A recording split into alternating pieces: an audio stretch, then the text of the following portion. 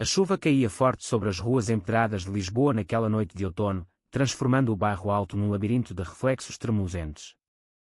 Miguel Santos, chefe executivo do prestigiado restaurante Maré Alta, fechou a porta da cozinha às 2 da madrugada, exausto depois de mais um serviço perfeito.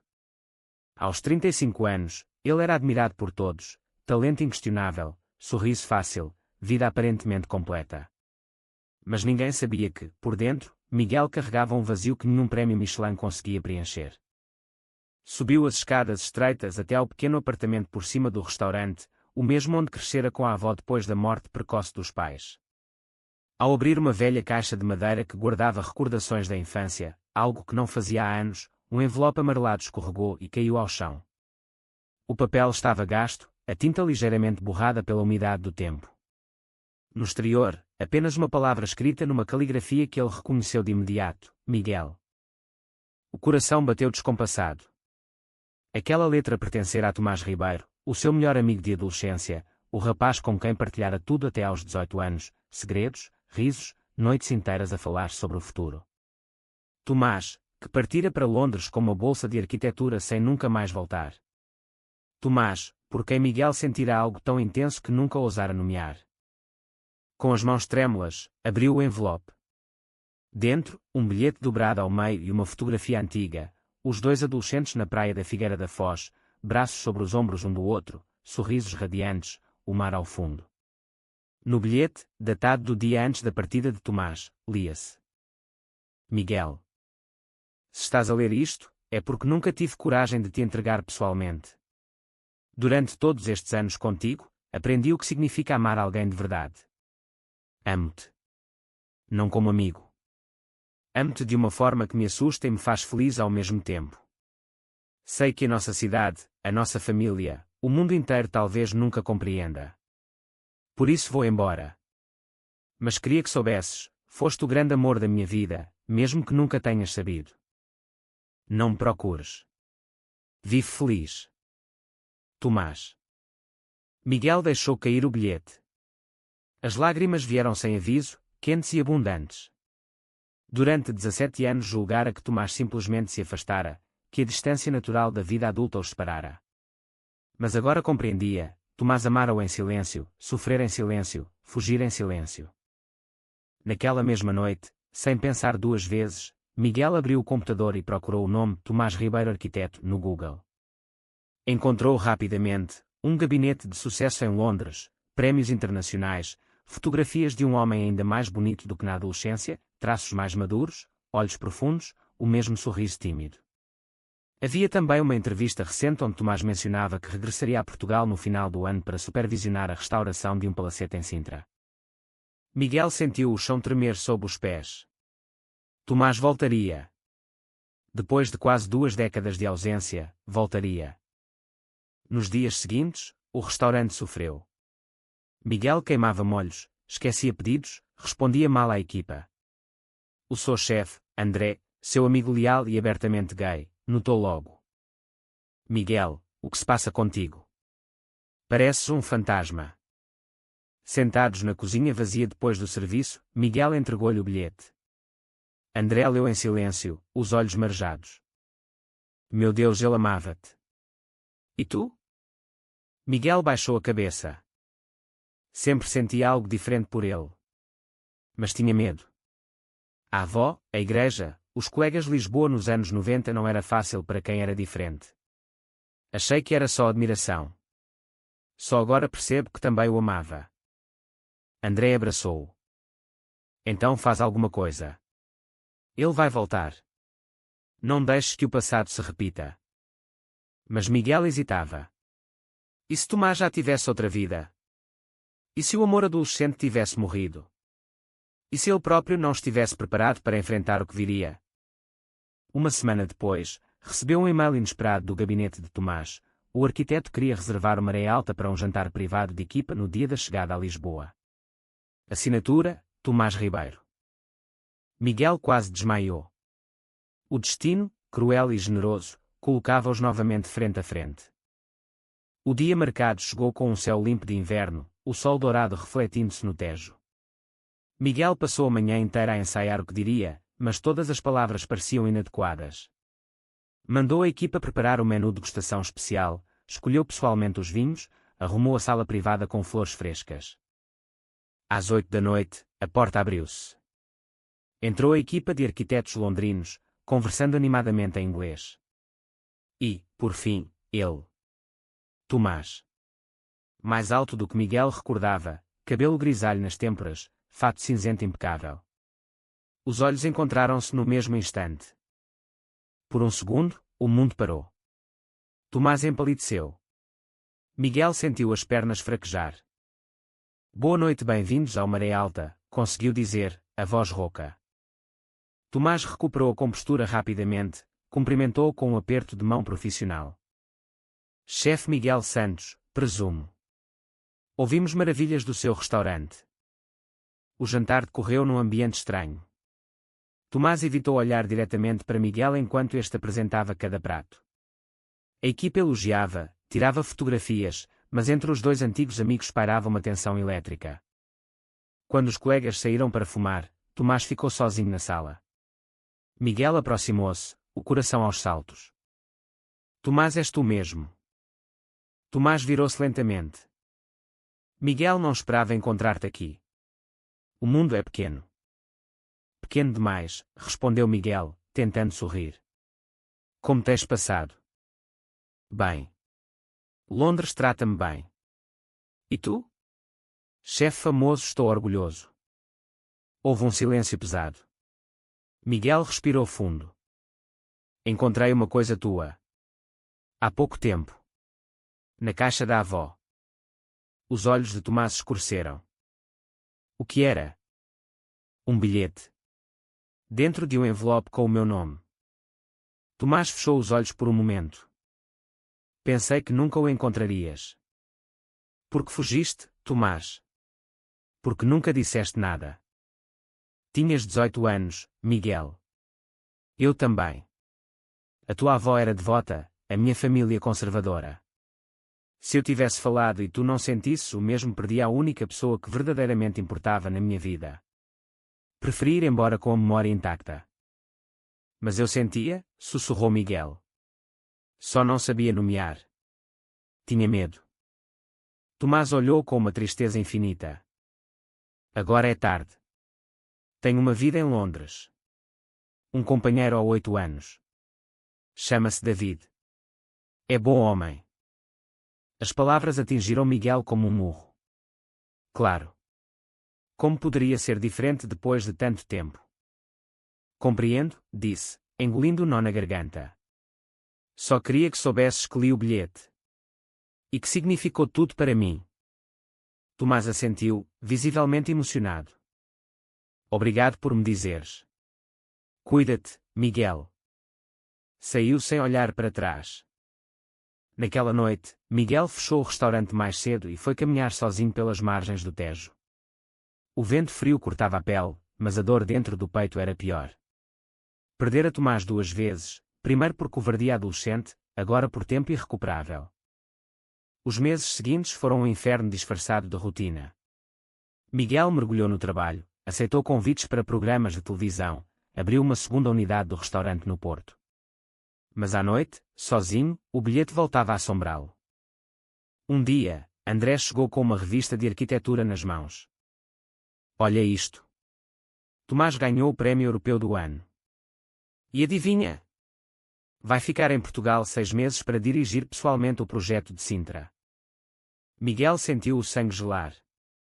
6 meses. Sim. E o palacete fica a meia hora de Lisboa. A tentação era grande, mas Miguel resistiu. Não queria ser o intruso na vida feliz de Tomás. Porém, o destino tinha outros planos. Num evento de caridade em Cascais, os dois voltaram a cruzar-se.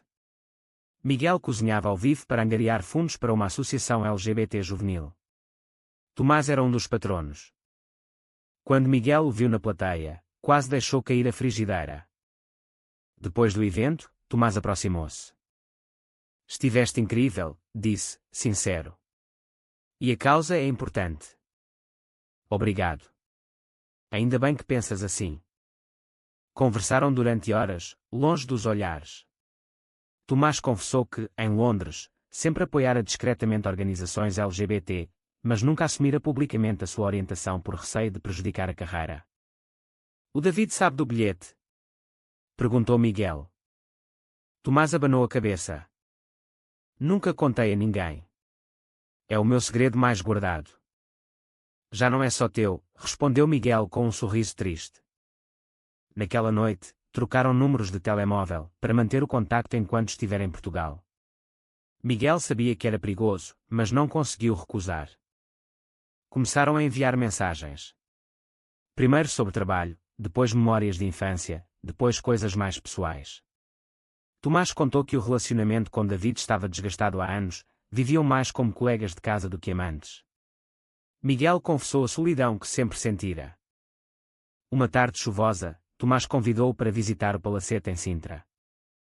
Preciso de uma opinião gastronómica para o futuro restaurante do hotel, justificou. Miguel aceitou. O palacete era magnífico, envolto em névoa romântica. Caminharam pelos jardins, falaram durante horas. Quando o sol se pôs, estavam sentados num banco de pedra, ombros quase tocando. Sinto-me como se tivesse voltado aos 17 anos quando estou contigo, disse Tomás baixinho. Miguel virou-se para ele. E eu sinto que nunca saí daqueles 17 anos. Os olhares cruzaram-se. Por um instante, pareceu que o tempo ia dissolver-se. Mas Tomás recuou. Não posso. Tenho David à minha espera em Londres. Miguel assentiu, magoado mas compreensivo. Eu sei. A proximidade tornou-se tortura. Encontravam-se com frequência, almoços profissionais, passeios por Lisboa, conversas até de madrugada. Cada toque acidental, cada olhar prolongado aumentava a tensão. Uma noite, após um jantar no Maré Alta só para os dois, Tomás bebeu mais vinho do que o costume. Às vezes pergunto-me como teria sido a nossa vida se eu tivesse entregue aquele bilhete, confessou. Miguel sentiu o coração acelerar. Eu teria corrido atrás de ti. Teria dito que também te amava. Tomás chorou em silêncio. Mas agora é complicado. O David suspeita de algo. Discutimos muito ultimamente. Miguel segurou-lhe a mão. Não tens de decidir nada hoje. Só quero que sejas feliz.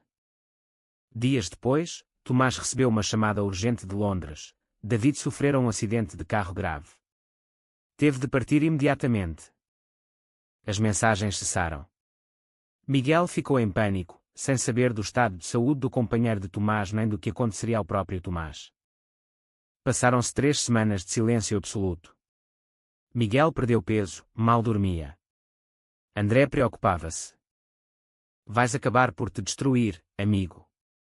Numa manhã de primavera, a porta do restaurante abriu-se. Era Tomás, mais magro, olhos vermelhos de cansaço. Posso falar contigo? Foram para o apartamento de Miguel. O David está vivo, mas em coma há semanas. Os médicos dizem que pode nunca acordar. Ele não tinha família próxima, só eu. Miguel abraçou-o. Lamento tanto. Tomás chorou nos seus braços. Durante este tempo todo em Londres, ao pé da cama dele, só pensava em ti. Percebi que nunca o amei como te amo a ti. Foi cômodo, seguro, mas nunca foi isto. Ergueu os olhos para Miguel. Estou a terminar tudo. Vou ficar em Portugal. Se ainda quiseres, se ainda for possível. Miguel beijou-o na testa, com ternura infinita. Sempre foi possível. Só estávamos à espera do momento certo. O romance floresceu em segredo. Encontravam-se em apartamentos alugados, passeavam por estradas secundárias do Alentejo, redescobriam-se com a maturidade de quem já sofrera muito. Mas a realidade bateu à porta.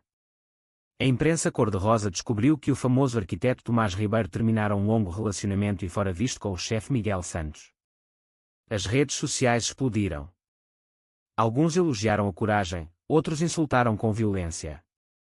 A avó de Miguel, já idosa e doente, soube pela televisão. Ligou-lhe aos gritos, chamando-o de pecado mortal. Miguel visitou-a, explicou com calma, chorou com ela. Aos poucos, o amor venceu o medo, a avó acabou por abençoá-los, tremendo mas sincera. Tomás enfrentou o conselho do seu gabinete londrino, alguns parceiros conservadores ameaçaram retirar-se. Ele respondeu publicando uma carta aberta assumindo a sua orientação e dedicando o prémio seguinte à memória de todos os jovens que, como ele outrora, tiveram medo de amar. A Associação LGBT Juvenil para a qual Miguel cozinhara recebeu donativos recorde após a notícia. Jovens de todo o país escreveram-lhes cartas de gratidão, vocês deram-nos esperança. Mas nem tudo era fácil. David acordou do coma meses depois, com sequelas graves.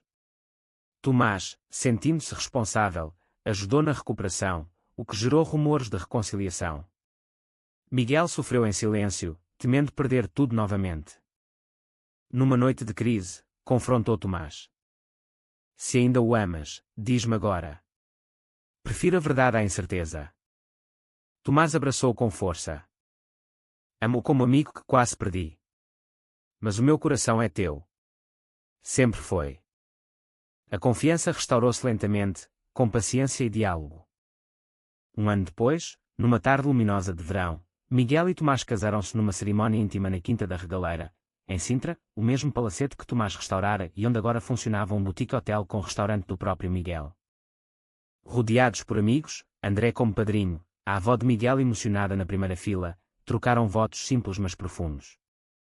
Prometo amar-te todos os dias, mesmo quando o mundo nos quiser separar, disse Miguel, voz embargada. Prometo nunca mais fugir, nunca mais guardar silêncio sobre o que sinto por ti, respondeu Tomás, lágrimas nos olhos.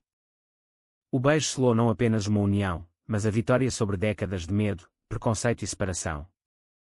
Anos mais tarde, o Maré Alta tornou-se referência não só pela cozinha, mas por ser um espaço seguro e acolhedor para a comunidade LGBT. Jovens chefes e artistas encontravam ali mentoria e apoio. Miguel e Tomás adotaram 2 crianças, criando a família que sempre sonharam. O bilhete antigo foi emoldurado e pendurado na parede do apartamento, agora renovado e cheio de vida. Já não era símbolo de perda, mas de resiliência. Numa noite tranquila, sentados no terraço com vista para o Tejo, Tomás apertou a mão de Miguel. Sabes, afinal o destino foi generoso conosco. Miguel sorriu, beijando-lhe os dedos. Demorou, mas chegou. E agora ninguém nos tira isto. E assim, entre luzes da cidade e o murmúrio do rio, 2 homens que se amaram em silêncio durante quase 20 anos finalmente viveram o amor em voz alta, prova de que nenhum preconceito, nenhum medo, nenhum tempo perdido é maior do que a força de um coração que nunca desistiu de amar.